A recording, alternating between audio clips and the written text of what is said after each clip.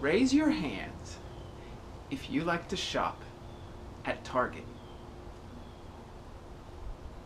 Well, this is actually a half raised hand.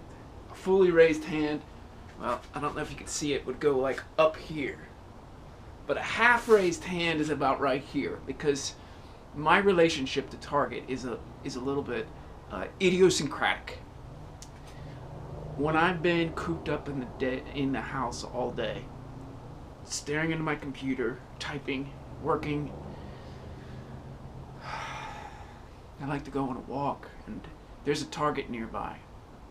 A very large Target, but that's redundant. All Targets now are very large. I remember when Targets, when I was a kid, were like this big, right? Surrounded by all these circles. Now they're huge.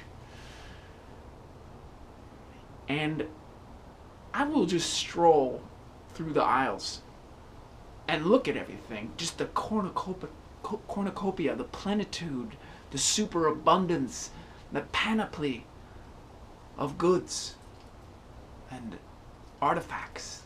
And wow, there's just so much. This is overflowing. And I look at what human beings have manufactured and what they consume, and it's just, when I kind of divorce that perspective from the more critical perspective of how human beings' brains are being destroyed and their souls as well by mass consumerism, when I just bracket that, I walk through Target like it's a garden. This is a good thing because I'm very familiar with Target, and recently, as a result of the election of Donald Trump, in my corner of the woods, or my neck of the woods, society has ended. Civilization is over. There was a electromagnetic blackout, and there's only a little bit of electricity left. It's like squirreled away, I think in batteries, I'm not sure. But anyways, everybody within like a 5-mile radius all migrated to Target. And because that's where the food is. Because none of us know how to actually get food anymore. Like, we can't go out and hunt with a bow or a gun. We don't really know how to fish. We don't even have fishing poles. And we can't, like, drink water because we don't know if the water from the stream is going to poison us. And so, for a multitude of reasons, we all went to Target. And they only have so much food. And so I thought about this as I was walking over there and seeing the crowds all outside of Target. And I was like, holy shit, how am I going to get some of that food?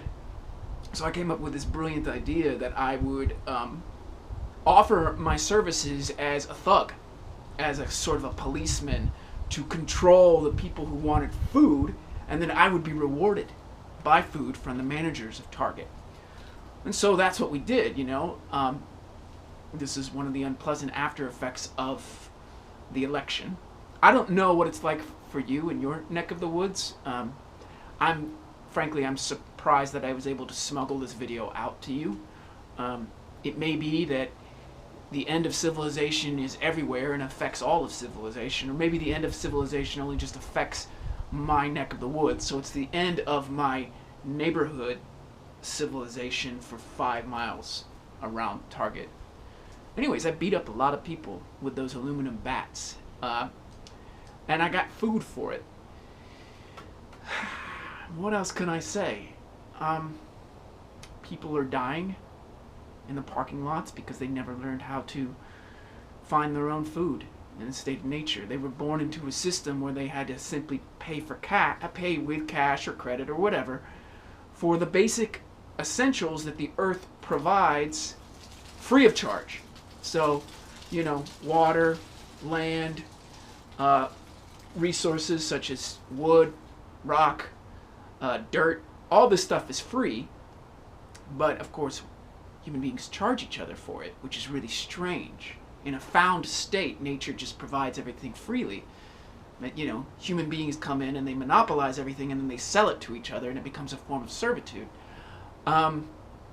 Anyways, I found a way to beat the system by becoming a thug at Target at the end of the world. because no one knows how to actually find food for themselves, find water for themselves. No one can just live off the land. It's impossible.